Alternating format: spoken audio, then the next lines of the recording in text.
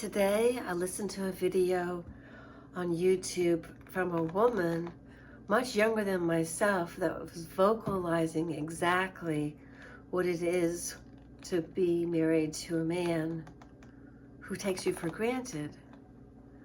And then there was another video I listened to that was longer, and this woman talked about the energy exchange and how it has nothing to do with money. And it was bang on presto with what I was talking about earlier. And so obviously the universe says, hey, this is how to give it better syntax.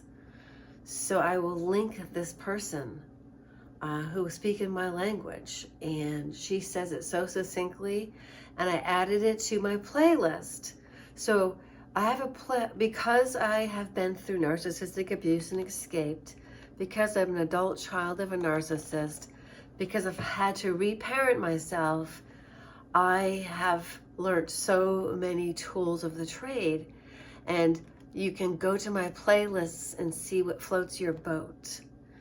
And I do have in it the video of which I'm speaking to you about, which is healing, when you're healing post-narcissistic abuse. It's the one that's about healing. I have the Narc Male. I have Raised by a Narcissistic Mother, but this one is healing. Anything having to do with healing, because this is what you want to do when you're healing from the recognition. When you go through the discovery that you are indeed abused because you've been mind effed for so long by the abuser, when you go through that like craziness, when you go, okay, whoa, and you realize what a mind bender it's been.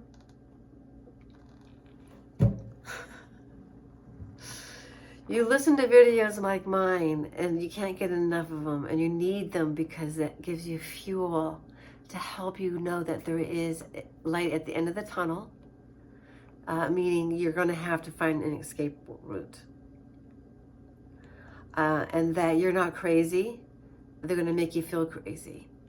So I recommend, I have a playlist on there, and in the Narc Male, you will see, I recommend the Little Shaman. So those are the three top, I'll list them for you.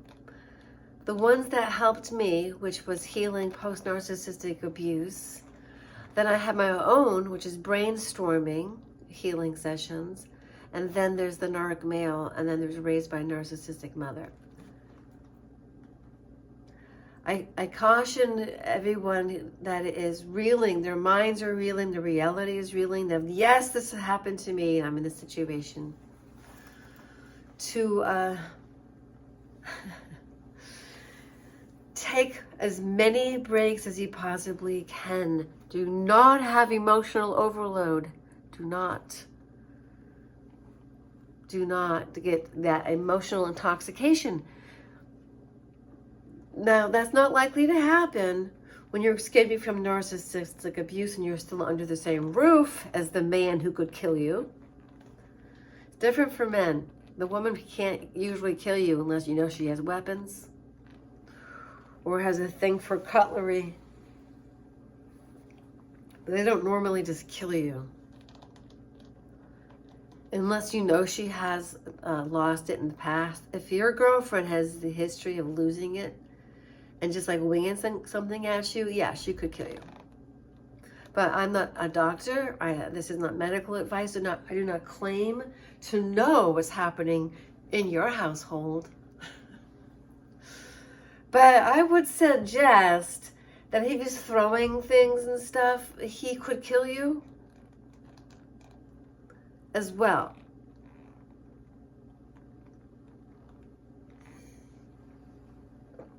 But usually men can just kill you with their body, you know. They can overwhelm you. My own experience, my own Me Too experience is that when I was under the same roof as the ex, the last one, he would force himself upon me, and I hated it. I barricaded the door. I would lock it. He would pick the lock. I would put furniture in front of it, and I would lock it, of course. He would push through all of it. He thought it was our sex game. That's what he said to me. When I was finally like, don't you see, don't you realize I'm trying to connect on a deeper level? This is well before I realized that he was incapable of that. Because I was projecting my own goodness onto him. I was projecting my own willingness to be in a partnership onto him. It took me a very long time to realize it wasn't us with him. It was him against everybody. I was part of the everybody. There was no partnership. But of course, I was projecting. I didn't know. See, that was the grand trifecta. I got the garden variety, I got the grandiose, and then I got the vulnerable, the most dangerous of all. And, you know, I am not interested in being with that man, but I've always felt compassion for him. But after everything that I have been through with him, I would never want to see that man in my life ever again. Ever. And I'm not even going to tell you that one of the problems that a victim of narcissistic abuse has when they're under the same roof as the narcissist is that they have amnesia. They have trauma amnesia. In order to get through the next day, they have to forget the day before.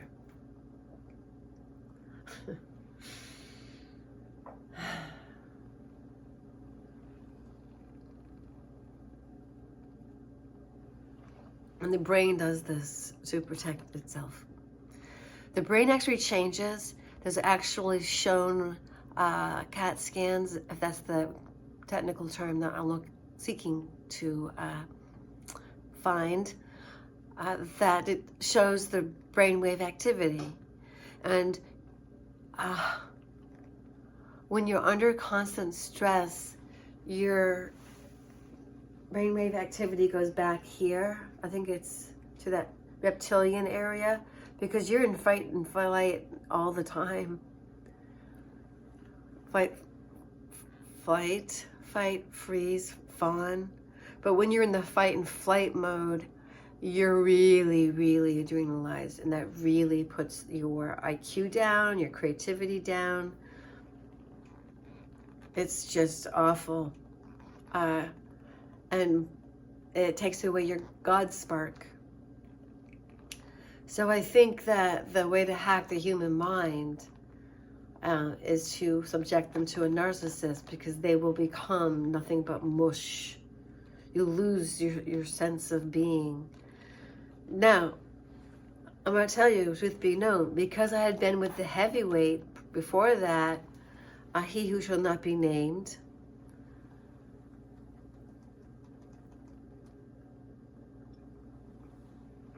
he was my husband. The second one, I really wanted to stay married to him. He just couldn't help himself being what he was. We worked through so much. But the writing was on the wall when I couldn't take a shit anymore. And whenever he left, I felt such relief. And I couldn't wait for him to go away.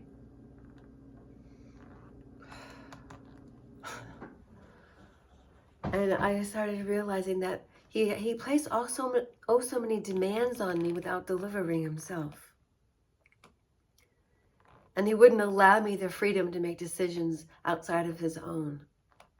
Let me tell you a ridiculous example.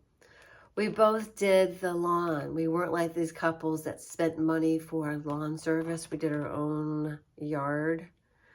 I wish we hadn't, but we did, because that's what we did. And truth be known, we had a history of having a house out in Pittsburgh, but it was his house. I wasn't married to him. And it was 6 acres. And when the tornado came through, Hurricane Fran came through in the late 90s, all of these trees came down, and he was like wanting to clear them all. ourselves. And I said, listen, when you live in the woods, you don't manicure all of the acreage. I didn't know yet that he may have had some sort of Asperger's. And he had that narcissistic abuse. So that was his combo package. He was a combo because he also was a Gemini. So on one hand, he was this grandiose narcissist. And on the other, he was that guy, Asperger's. He actually couldn't read intonations or inflections in your voice. He took you quite literally. He would become offended when you weren't offending at all. You were actually giving a really nice praise. It was the way he heard it. And that's the other thing about narcissists, is that rather than, when they hear something that you say, rather than asking them, that sounded mean, did you mean it to sound that way? Or what did you mean by that? And give them a chance to verify. That verification process, I did not learn that when I was a child. And that's part of the information that I've been putting together in my own little manual that I will eventually sell as a helpful guide to all those who would like to find out who they are after all those years and decades of catering to somebody else, or even going in the wrong direction. And now you're coming back to yourself, and you get to find out why it went that way. Without holding grudges, but by understanding who was with you at the time, what was making their world spin, and how did their viewpoint affect you, and then what then made it so that your life suffered or you were benefited. So with my children's ex-stepdad, who I did love actually, he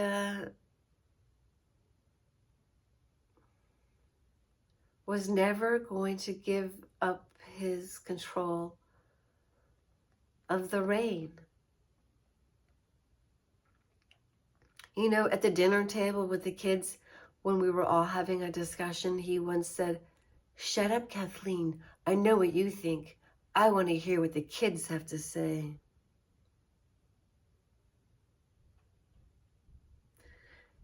My kids came half time to see us. So half of the time we had discussions, he and I. For him to say that was control. Yes, that is a narcissist. I was participating in a conversation that was new material, number one. And I remember looking at my children's faces, and I read two completely different responses. And I know which one is the empath and which one is not. And I still love the one that is not. But I will tell her what I feel and what I think and what I'll do. And the most important thing with them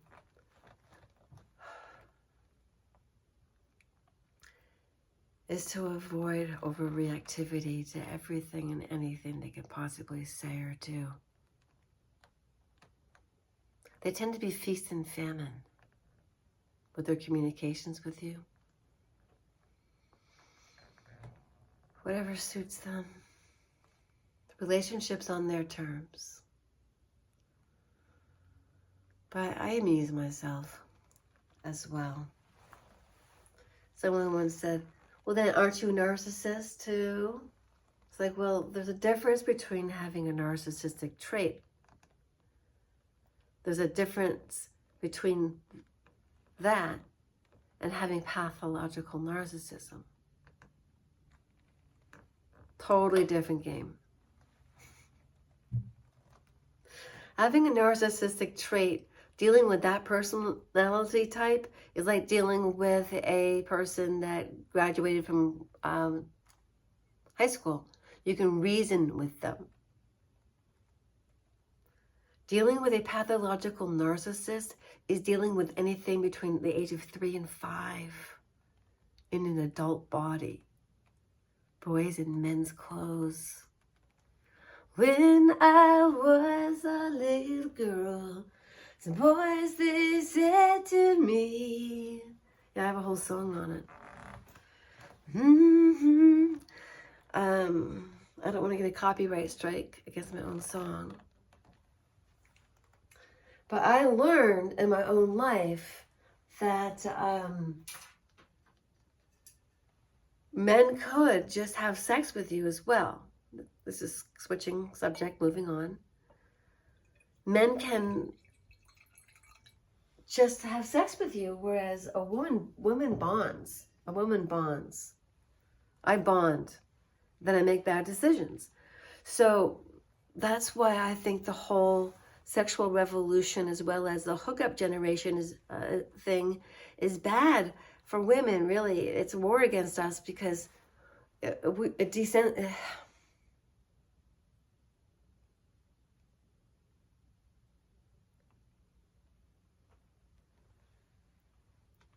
it'd be like being an alley cat that's always getting rammed by a different Tom. You know, you struggle with that energy.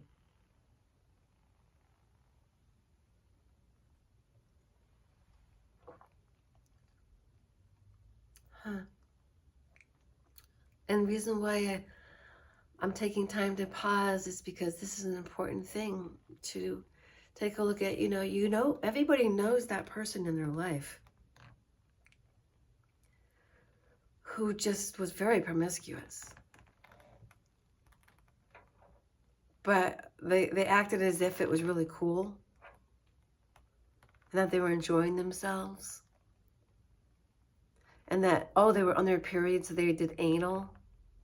And this person is a college student. And the anal is with somebody she just met.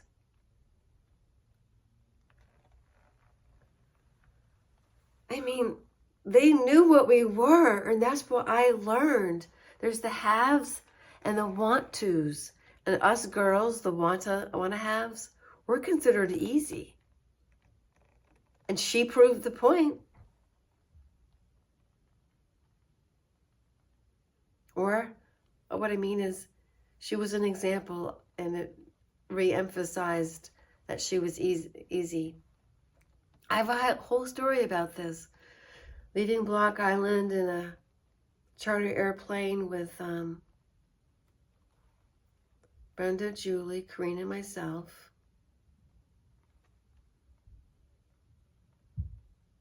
That's who I remember.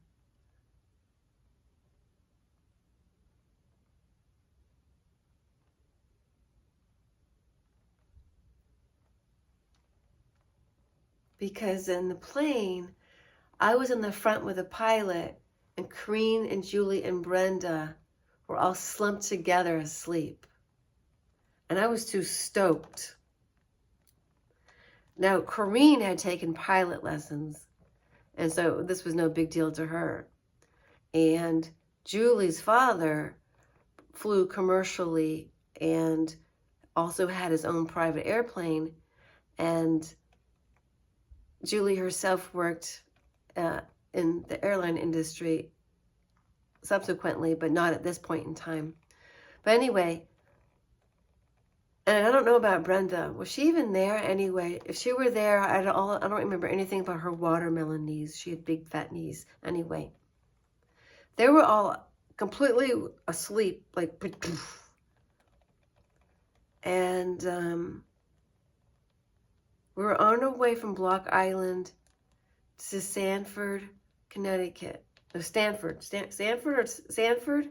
The one that has, you know, hoity-toity money. And we